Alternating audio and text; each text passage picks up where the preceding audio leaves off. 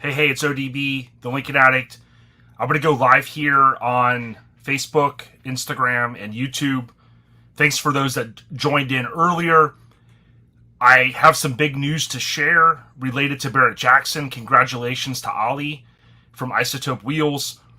Last year on Lincoln Addict Podcast, we had David Escalante on, so shout out to Suicide Kings.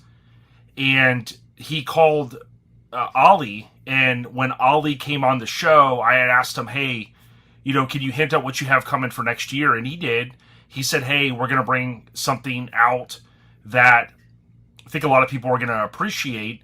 And what Ali has seen in the past with some of his builds is very strong numbers, but nothing to this caliber, which is just insane. So thanks for those that are going to join now live, or many of you will see this shortly after. What I want to do is I'm going to share my screen here in just a moment. And this is definitely groundbreaking. What we're seeing here is just crazy. So let me go ahead and share my screen. I'm going to show you this right now. And again, thanks. Ali had hinted on Lincoln Addict Podcast in 2023 that, hey, he was going to bring something big to the table. And if you listen to the last episode of Lincoln Addict Podcast, I hinted about this car, 64 Lincoln Continental convertible. It is not airbagged. This is an over-the-top, definitely falls under resto mod. And this car just sold for an amazing amount. If you look on the screen here, you're not seeing things. Now, this is with the buyer commission, $660,000. Now, I want to give a huge shout out to my brother, Robbie Reynolds. He was texting me earlier with some of the intel. Tom Bennett, shout out to Tom. Tom and I were chatting a little bit ago on my way home, and my understanding is this car is coming to Florida. And the person that purchased it apparently definitely has the money to, throw an awesome, high, crazy amount out there for this car. So, $660,000, which is insane. Now, if I remember correctly, Weld County Customs, shout out to Joe, a couple years ago, their 63 Resto Mod was in this same category. I forget exactly how much. I think with the commission was over $700,000, if I remember correctly. It's just insane. And the great thing is that, when you put the work in one of these cars like Ali did, can't say enough great stuff about him. He's went to market with a few different builds that he's done, and essentially, it's just never gotten to the point of selling for this amount of money. So, on Lincoln Addict Podcast last year, Ali said, hey, we're going to be coming to Barrett-Jackson. We're going to do something a little different. We're going to put a Coyote in it. We're going to try to, hush up some of the people that were coming by the car when I did these LS swaps. People going, oh, it's a GM engine. If they would have did a motor from a Ford, blah, blah, blah. Well, he did that. And I guess the old saying, if you build it, they will come. And someone in Florida definitely came up with a lot of money, bid, I think right on $600,000, I think is what we were seeing on social media. And with the buyer commission basically is $660,000. So definitely a lot of money. People love these Lincoln convertibles. Like I always tell you, about 3,500, 32 to 3,500 per year were built. Depending on the year, about 33 to 3,500 for 64. And these resto mods, many of us look at these prices and just go, wow, we could never fathom. I could buy a couple of houses for that amount. But there are people out there with this kind of money, and congratulations to Ali. I'm going to share my screen one more time in case you are just joining. And this is, breaking news just in the last hour. We were told it was going to go at 6 Scottsdale time, which I think right now is their 3-hour difference. And about 8:40, I don't know, just under an hour ago, we started getting word on social media that this car sold. So let me know what you think in the comments. Do you think someone's insane for paying this amount of money for a car? I think it's awesome. And again, you're basically looking at a 64 Lincoln Continental. There's a lot of awesome parts on this. Detroit Deviant. These pieces here, you've got the LS swap, which I think James at Detroit Deviant sells a lot of those parts as well. But you just have an over-the-top resto mod build. I think at the end of the day, what people really love about these cars is 64 Lincoln is timeless. Really, any of the convertibles for these Lincoln years 61 through 67 are fantastic. Ollie kind of goes over the top. He's got these custom bucket seats. It's kind of a newer style seat, but it gives you the bucket seat feel. You got the center console you can see here.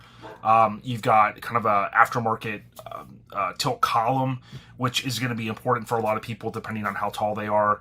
You've got these crazy door panels, things that have become kind of accustomed to all these builds at Isotope Wheels. So again, this is definitely not my money. I'm just sharing the news because this is huge for the Lincoln community. And although Joe at Weld County Customs has just, obliterated all records up till a couple of years ago, this might be, up until this point, the closest we're going to see in a long time.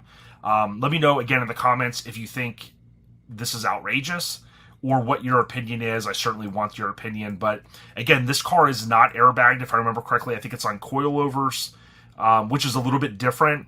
QA1 adjustable coilovers and a 4-link kit. So it's a lot of money. Definitely a lot of money.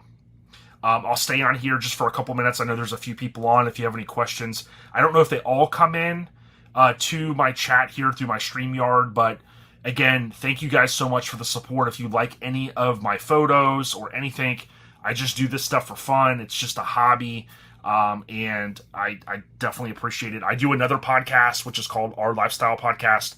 That's around my mini truck, type obsession as well. So I've got a lot of things I'm into, but Lincolns and mini trucks, I think they're at the top of the list. So thank you guys so much. Yes. Okay. So Colin, thank you, man. That's what I heard. My friend down south told me the same. He said he has a lot of establishments. I'll leave it at that. So apparently the money factor isn't going to be a challenge at all there. It's like, boom, the money's there. That's something interesting as well. I think when we talk about resto mods, thank you so much, man. I appreciate that. And yeah, I was stoked when it came across. I wanted to be home. I wasn't quite home in time. But I think a lot of times people, and I know myself, I look at some of these sales and I just go, wow, how could someone spend this much money on a car, right? But, whether it's a sports athlete, it's a business person, it's a person that makes a lot and they want to spend a lot, whatever the case is, it's mind-blowing to sometimes think that there's people out there that have this kind of money. And it's great that there's builders out there like Ali. There's a lot of awesome people in this Lincoln community. And it's just insane to me. It was around, that was Joe at Weld County Customs, which is just an amazing builder. I think 2 totally just insane cars, and I think it's awesome. But I don't know what else to say. If you're just joining us, boom, 600,000 for, I think the Hammer was right around there. But you got to give it to Barrett-Jackson. This is my final statement, my final thought. Barrett-Jackson has created this kind of like Super Bowl type atmosphere, especially with their Scottsdale. I think that's their flagship event.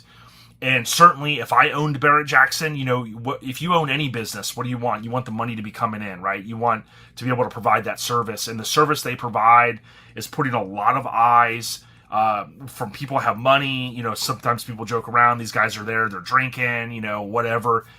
We've seen Richard Rawlings there. We've seen Dennis Collins there. We've seen all these different situations. But at the end of the day, they've created an atmosphere for people to go, these people that have the money, and they're doing it. So you couldn't pay me to customize, like I said, every Lincoln, because I think there's some that are too nice. But if you guys know me, I love custom Lincolns. I have a 64 that's custom. And certainly, I think there's going to be some of these selections of cars that are always going to, like, this car was over the top. If he would have had an LS in it, like he did in the past, it may have just, been 150 grand, which is still a lot of money. So it's definitely interesting. John chimes in. I think the Coyote brought a lot more bidders, too many. It just makes sense. It's a Ford. And I totally agree, John. Shout out to Stinkin' Lincoln. I think that's a huge aspect. My friend Tom has an awesome 65. He has a Coyote he put in his F100.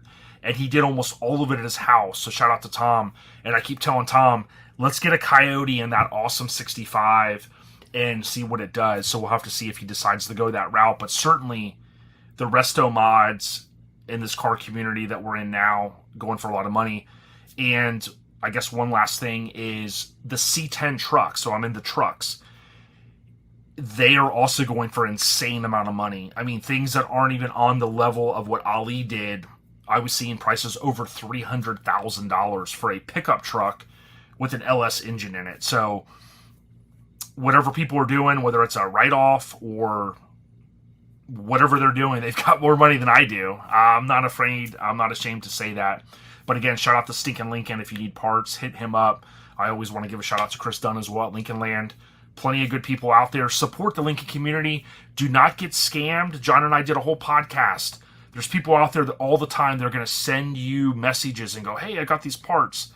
Don't trust them, okay? If people have the time to send you a message to try to sell you a part, it's a scam, okay? Nobody's sitting around with that much time. So John and I always talk about click the triple dots on Instagram, look at the profile, see where it's at. A lot of times the location is hidden. Or it's somewhere like in Africa.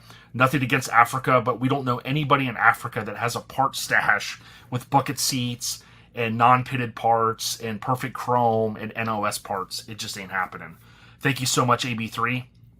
I have a 64 C10 and a 66 sedan. I know, right? It gets enticing. Some people have asked me if I would ever sell my red 65, and really, I said no. I don't think I ever would. I even have a crazy number in my head. I know no one would pay it, but at the end of the day, I kind of feel like if you're ready to move on, it might be time to cash out. Everybody keeps saying the world's going to end, and the market's going to crash, and it's all going to be over. Oh, red? Awesome. And look what happens. Another record. Like, are we really living in that bad of times?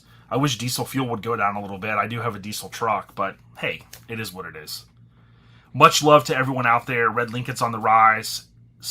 And check out Lincoln Ag Podcast. It's free. I did a whole episode about a movie that was filmed 60 years ago in Florida where they crushed an almost brand new Lincoln Continental 63 Lincoln. For those scoring at home, take care, everyone. I appreciate y'all.